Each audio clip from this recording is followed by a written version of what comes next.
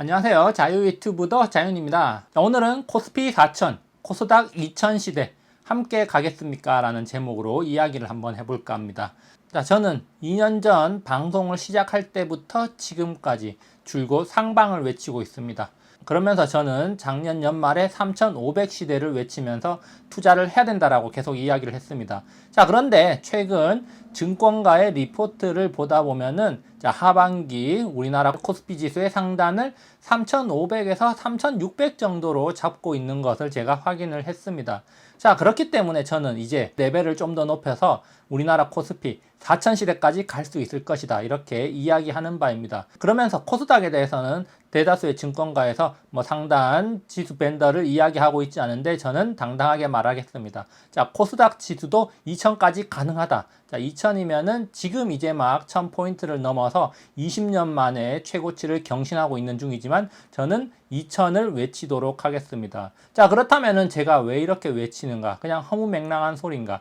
물론 그렇게 들릴 수도 있겠습니다. 그렇지만 저는 2년 전에도 그랬고 작년에도 그랬고 지금도 그랬고, 자, 오를 만한 근거가 충분하다고 봅니다. 다시 말해서 떨어질 이유보다 오를 만한 이유가 더 많다는 것입니다. 자, 그렇다면은 제가 생각하는 이유, 물론 여러 가지 이유가 있겠지만 오늘 간단하게 몇 가지 이유를 한번 살펴보면서 영상 마무리하도록 하겠습니다. 자, 그러면은 PPT 화면을 통해서 한번 살펴보도록 하겠습니다.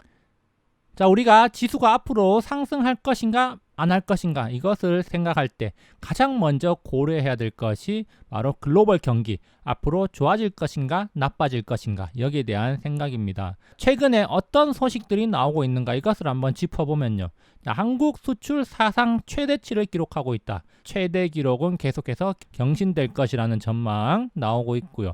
자, 그리고 미국 경기 회복이 되고 있고 제조업과 더불어서 서비스업 회복도 되고 있다. 자, 매우 중요한 이야기입니다. 자, 그러면서 백신 보급률은 지속적으로 증가를 하고 있고요. 자, 일각에서는 델타 변이로 인해서 재봉쇄에 들어가고 있다, 이런 이야기도 나오고 있지만 궁극적으로는 델타 변이도 점점 줄어들 것이고 백신 보급률은 늘어나면서 일상으로의 복귀 진행은 지속적으로 전개될 것입니다. 자, 그렇다면 이에 따라서 내수 소비 증가를 한번 생각해 볼 수 있겠고요.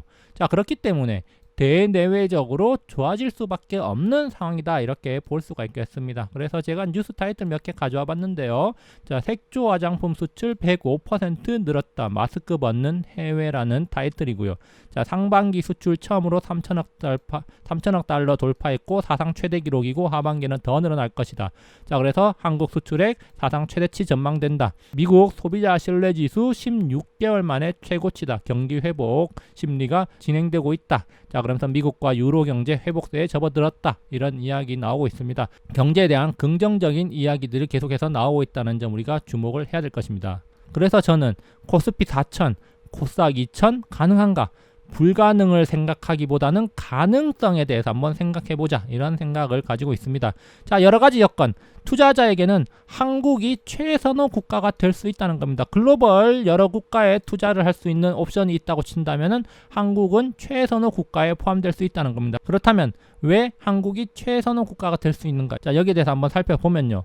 자, 일단 국내 기업이익 증가 기준은 수출이 결정한다. 자, 그래서 수출 금액이 누적될수록 우리나라 코스피 한국 기업들 영업이익이 계속해서 증가한다는 겁니다. 우리나라는 일단 기본적으로 수출 중심 국가이기 때문에 수출이 증가하면 기업이익이 증가하고 경기가 좋아진다, 이렇게 볼 수가 있겠습니다. 그래서 수출이 증가하면 기업이익 증가한다. 다시 말해서 코스피도 상승할 가능성이 높다는 건데, 앞서 뉴스 기사로 살펴봤죠. 한국 수출 사상 최대, 그리고 더 많아질 것이다, 이런 전망 나오고 있고요. 자, 그리고 OECD 경기 선행 지수를 보면은 확장 국면에서 계속해서 수출이 상승했다, 이런 이야기 나오고 있습니다. 그래서 경기 선행 지수 계속해서 상승하고 있고 지금 수출 금액도 늘어난다, 코스피 영업이익 늘어난다, 코스피 지수 올라간다. 자, 그러면 사람들은 또 주식시장으로 돈 싸들고 들어온다, 이렇게 생각해 볼 수가 있다는 겁니다.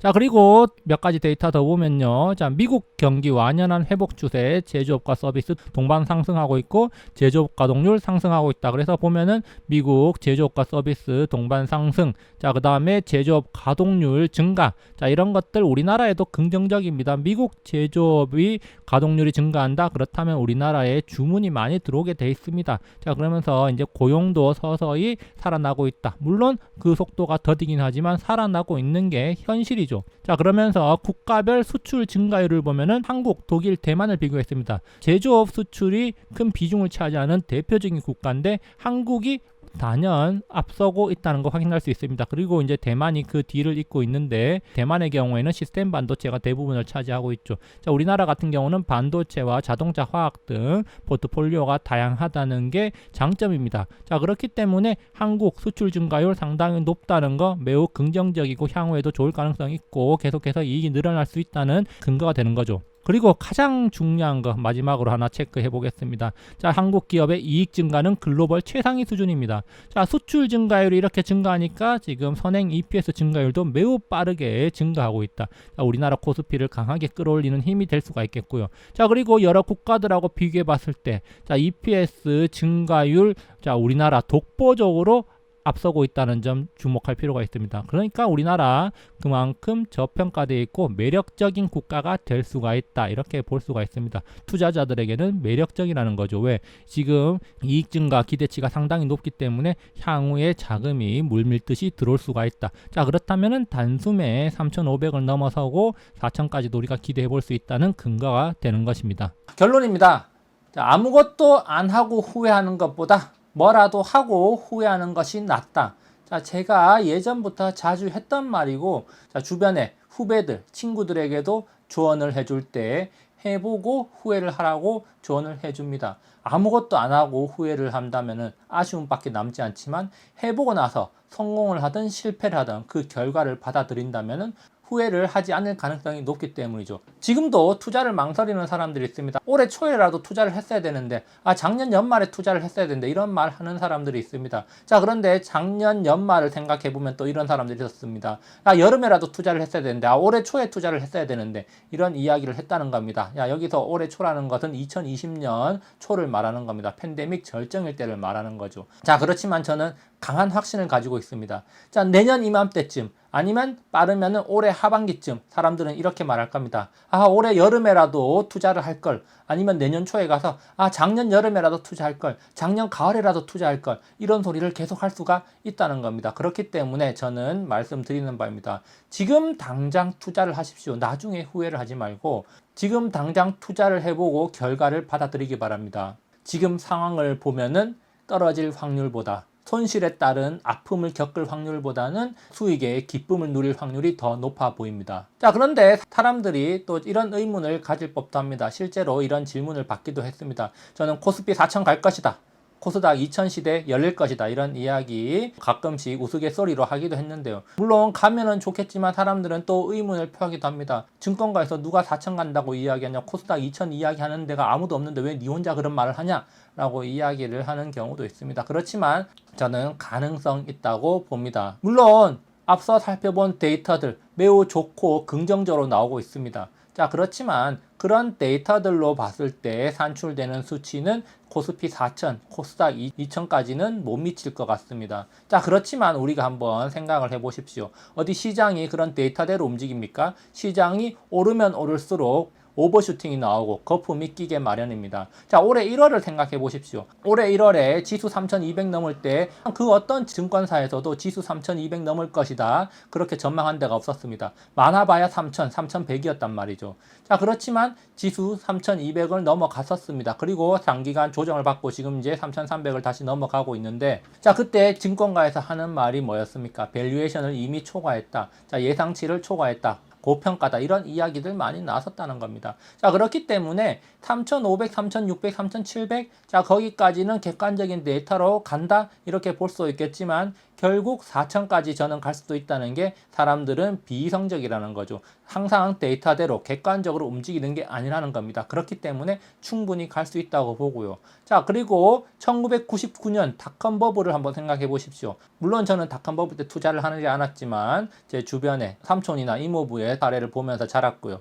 그리고 나서 제가 경험했던 2007년 글로벌 호황 부동산 버블 때 그때를 한번 떠올려 보면 사람들은 모두 다 흥분해 있었고 저 역시 흥분 상태에 빠져 있었습니다. 그때 객관적인 밸류에이션 수치 그런 거에 따라서 시장이 움직인 게 아니라 비이성적인 과열 상태에 있었다는 거죠. 그리고 지금 어떻습니까? 지금은 상당히 차분한 상태입니다. 자, 그렇지만 지수가 3,500을 넘어가고 600, 700, 800을 넘어간다면 어떻게 될 것 같습니까? 자, 올해 초에 잠시 나타났던 비이성적인 과열과 같은 상태가 나타나지 않을까 이런 생각 한번 해봅니다. 자, 그리고 제가 괄호로 써놨지만 참고로 1999년 닷컴 버블 때 코스닥 지수는 2950포인트였습니다. 자, 그런데 지금 아직도 1000포인트에 지나지 않는다는 거죠. 자, 앞으로 우리가 다가올 세상 얼마나 더 큰 파도가 밀려오고 있습니까? 지금 시장 유동성의 크기 그때와 비교되지 않고 기업들의 펀더멘탈 매우 좋은 상태입니다. 그렇기 때문에 충분히 저는 1500을 넘어서 2000까지도 한번 기대해보자. 물론 2000은 꿈일 수도 있습니다. 그렇지만 우리가 그 꿈을 꾸지 말라는 법은 없기 때문에 2000 당당하게 외쳐보겠습니다. 자, 그러면서 사람들이 요즘에 투자하는 거 정말 힘든 것 같아요. 수익 내기 힘들어요. 어떻게 투자하면 좋을까요? 정말 코스피 4000, 코스닥 2000 가면은 수익을 많이 낼 수 있을까요? 어떻게 하면 좋을까요? 이런 질문들 많이 하고 많은 고민인 것 같습니다. 자, 여기에 대한 이야기 사실 그동안 많이 했습니다. 항공모험 전략을 비롯해서 제 책에서는 박스 모멘텀 전략도 소개를 한 바 있습니다. 다양한 전략들을 사용해서 우리가 투자를 할 수 있는데 사실은 또 그런 것들을 사용하는 것조차도 힘들 수도 있습니다. 그렇기 때문에 자, 여기에 대한 이야기는 다음 영상에서 한번 다뤄보도록 하겠습니다. 자, 여기까지 영상 감상해 주셔서 감사하고요. 항상 즐거운 하루 보내시기 바랍니다. 감사합니다.